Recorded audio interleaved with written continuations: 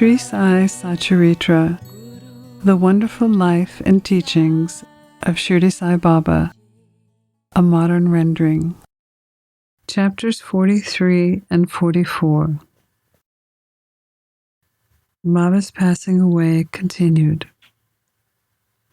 It is the general practice among the Hindus that when a man is about to die, religious scripture is read aloud to him, with the aim that his mind should be withdrawn from worldly things and fixed on spiritual matters. His future progress is ensured.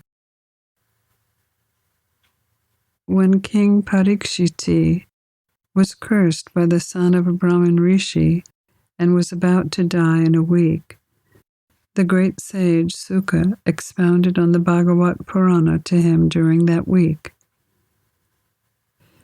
This practice is followed even now, and the Gita, Bhagavat, and other sacred books are read out loud to dying people.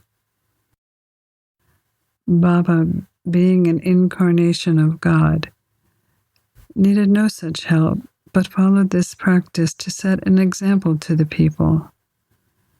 When he knew that he was soon going to pass, he ordered Mr. Vase to read Rama Vijaya to him.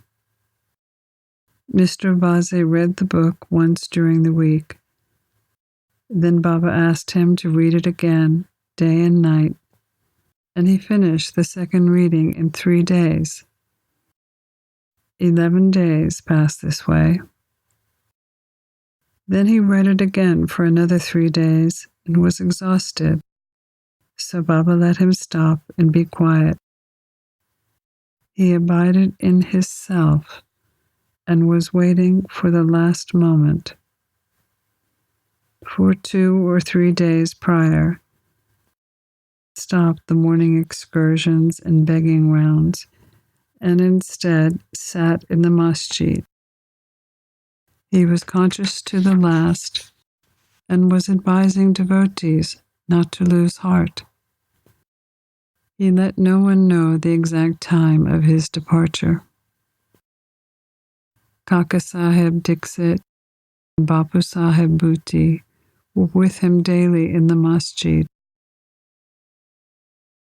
That day, October 15th, after Aarti, he asked them to return to their residence to take lunch. Still a few remained: Lakshmi Bai, Bhagoji Shinde, Bayaji, Lakshman Balaji Shimpi, and Nanaseb Nimankar. Shama was sitting on the steps. After giving 9 rupees to Lakshmi Bai, Baba said that he did not feel good in the masjid, that he wanted to be taken to Stone Wada, where he would be fine. Saying these last words, he leaned on Bayaji's body and breathed his last. Bhagaji noticed that his breathing had stopped, and he immediately told this to Nana Sahib, who was sitting below. Nana Sahib brought some water and poured it in Baba's mouth. It came out. Then he cried out loudly, "Oh Deva!" Baba seemed to open his eyes and say "Ah" in a low tone, but it soon became evident that Baba had left his body for good.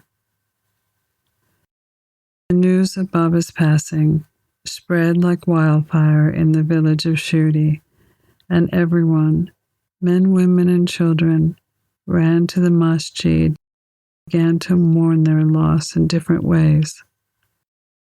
Some cried out loudly, some staggered in the streets, and some fell down senseless. Tears ran down the eyes of all, and everyone was overcome with sorrow. People started remembering the words of Sai Baba. Someone said that Baba told his devotees that in a time to come, he would appear as a lad of 8 years. These are the words of a saint, and so no one should doubt them. In the Krishna avatar, Chakrapani did this very thing. Krishna, as a lad of 8 with a bright complexion and wielding weapons in his 4 arms, appeared before Devaki, who was in prison. In that incarnation, Lord Krishna lightened the burden of the earth. In this incarnation, the Lord, in the form of Sai Baba, came to uplift his devotees. There is no reason for doubt. The ways of the saints are inscrutable. This contact of Sai Baba with his devotees has not only been in this generation, but it has existed for the last 72 generations, generating ties of great love. Sai Baba has only gone temporarily. His devotees hold the firm belief he will incarnate again. The question then arose how to lay Baba's body to rest. Some Muslims said that the body should be interred in an open space and a tomb built over it. Even Kulshan, Amir Shakar, shared in this opinion. But Ramachandra, the village officer, told the villagers with a firm and determined voice, "Your idea is not acceptable to us. Baba's body should be placed nowhere except in the Wada." The people were divided on this, and discussion regarding this point went on for 36 hours. On Wednesday morning, Baba appeared to Lakshman Joshi in his dream, and drawing him by his hand, said, "Get up soon. Babu Sahib thinks I am dead, so he won't come. You do the worship and the Kakad Arti." Lakshman was the village astrologer and Shama's uncle. He was an Orthodox Brahmin who daily worshipped Baba in the morning, then all the village deities. He had full faith in Baba. After this vision, he came with the puja materials, and not minding the protests of the Muslim priests, did the puja and the Kakad Arti with all due formalities, then left. Then, at noon, Bapu Sahib Jog came with all the others and did the noon arti as usual. Paying due respect to Baba's words, the people decided to place his body in the Wada and started digging the central portion of it. Tuesday evening, the sub-inspector had come from Rahata, and others in different places turned up, and they all agreed to the proposal. Next morning, Amirbhai came from Mumbai and the revenue collector from Koparan. The people then seemed divided in their opinion. Some insisted on interring his body in the open field. The revenue collector took a general poll and found the proposal to use the Wada doubled the number of votes. He, however, referred the matter to the collector. So Kaka Sahib Dixit got ready to go to Ahmednagar. In the meantime, through Baba's inspiration, there was a change in the opinion of those who voted against using the Wada, and then all the people voted unanimously for the proposal. On Wednesday evening, Baba's body was taken in procession, brought to the Wada, and was interred there with proper formalities in the Garba, the central portion reserved for Murlidhar Krishna.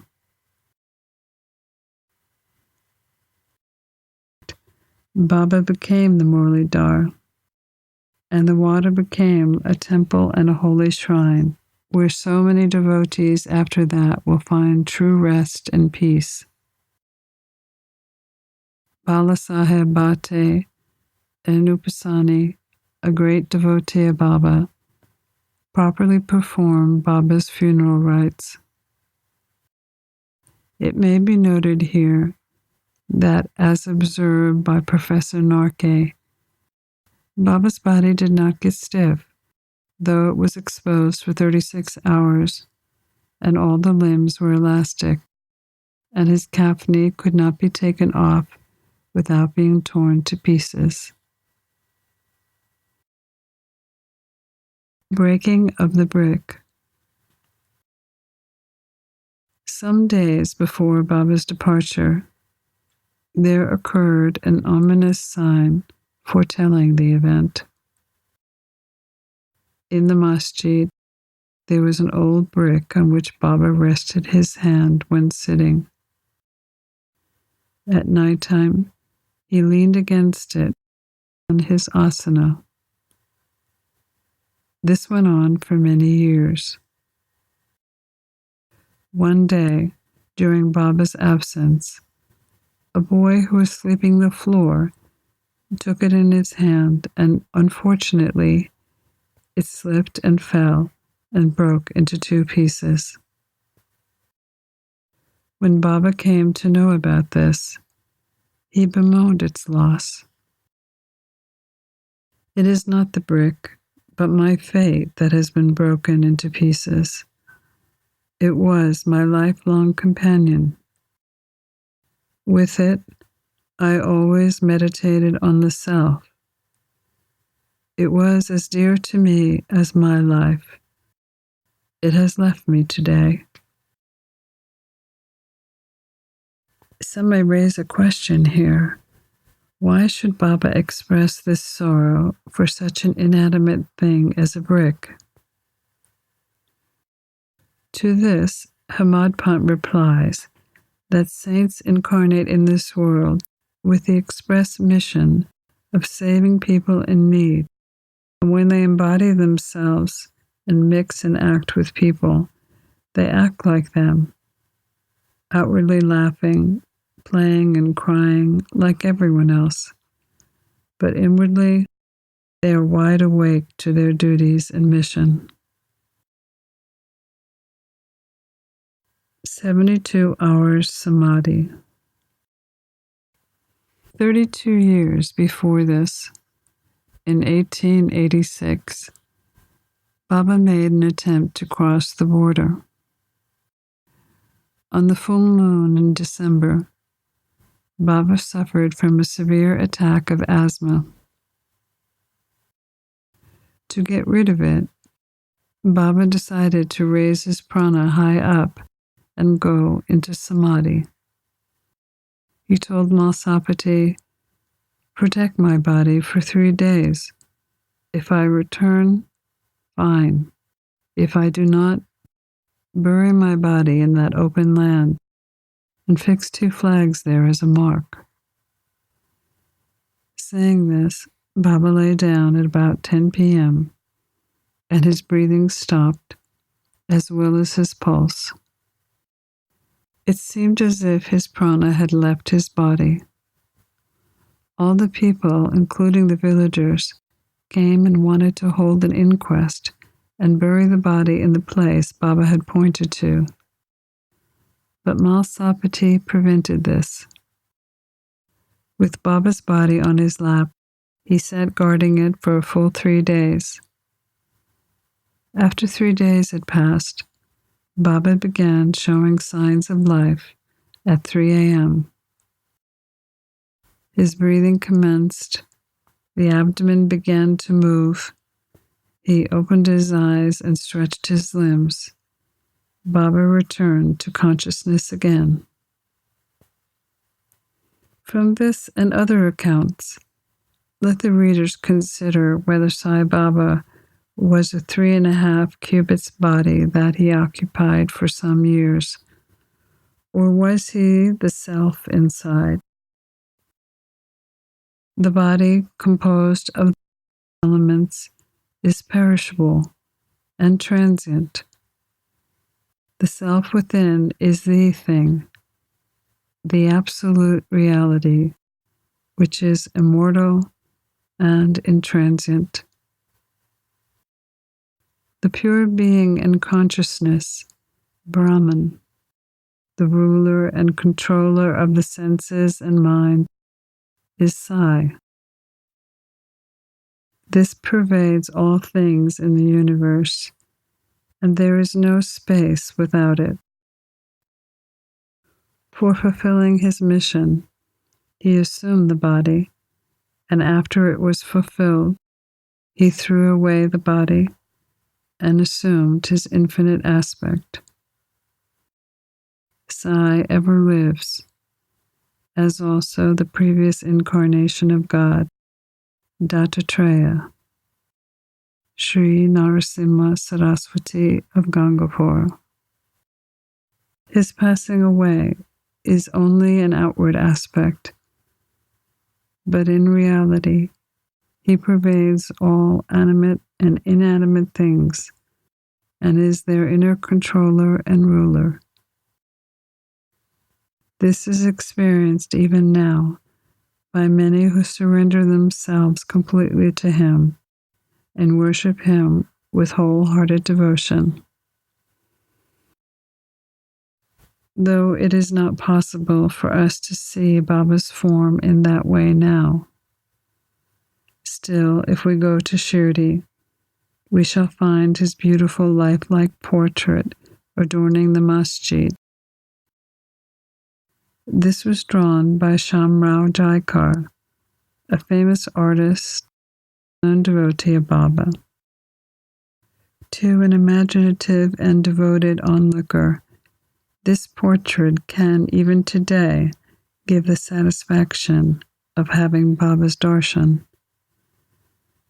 Though Baba has no body now, he lives there and everywhere, and will look after the welfare of devotees, even now, as he did before when he was embodied. Saints like Baba never die. Though they look like men, they are, in reality, God himself. Babu Sahib Jog Sannyas. Hemadpant closes this chapter with the account of Babu Sahib Jog's sannyas. After his retirement from government service in 1909, he came and lived in Shirdi with his wife. He had no children. Both husband and wife loved Baba and spent all their time worshiping and serving Baba. After Megha's death, Babu Sahib did the Arti ceremony daily in the masjid and Chavadi until Baba's Mahasamadhi. He was also entrusted with the work of reading and explaining Yaneshwari and Eknath Bhagavat to the audience in Sateswada. After serving for many years, Babu Sahib asked Baba, "I have served you so long. My mind is not yet calm and composed. How is it that my contact with saints has not improved me? When will you bless me?" Hearing his devotee's prayer, Baba replied, "In due time, the fruit of your bad actions will be destroyed. Your merits and demerits will be reduced to ashes. I shall consider you blessed when you renounce all attachments, conquer lust and taste, and, getting rid of all impediments, serve God wholeheartedly and resort to the begging bowl." After some time, Baba's words came true. His wife died before him. As he had no other attachment, he became free and accepted sannyas before his death and realized the true goal of life.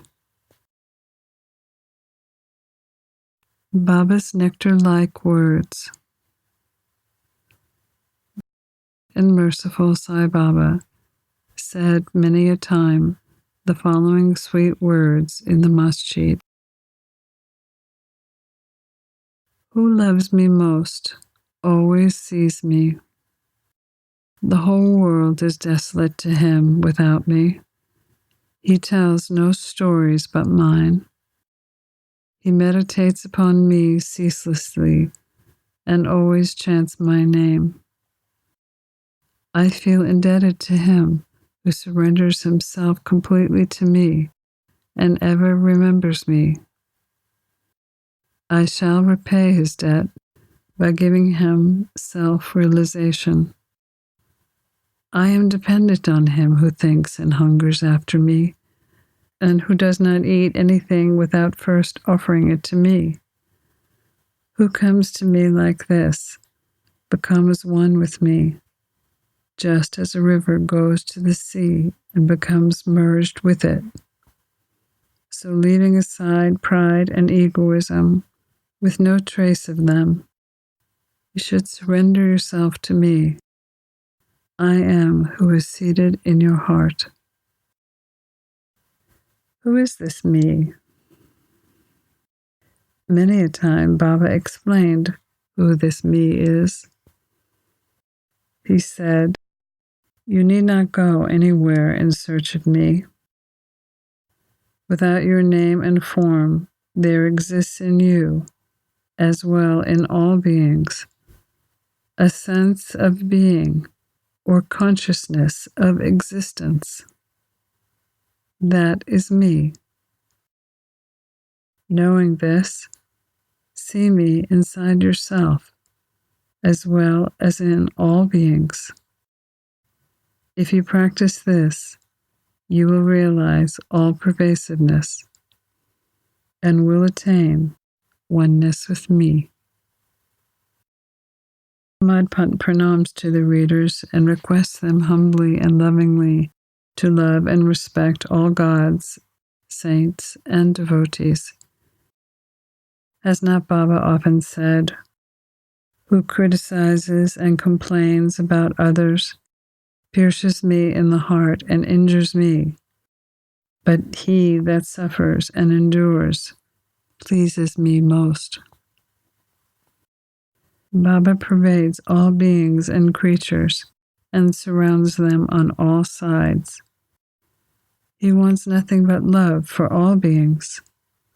Such nectar, auspicious ambrosia, always flowed from Baba's lips. He therefore concludes, "Those who lovingly sing Baba's name and who hear it with devotion become one with Sai."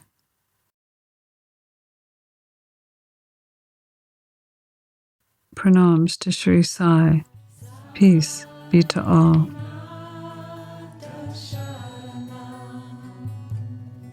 You've been listening to a modern rendering of Hemadpant's The Sri Sai Satcharitra, The Wonderful Life and Teachings of Shirdi Sai Baba, edited and narrated by Monika Penukonda. For more content like this online, please go to divinelineage.org, SaiFamily.org, and peacefires.org. To learn more about Monika, please go to monikapenukonda.org.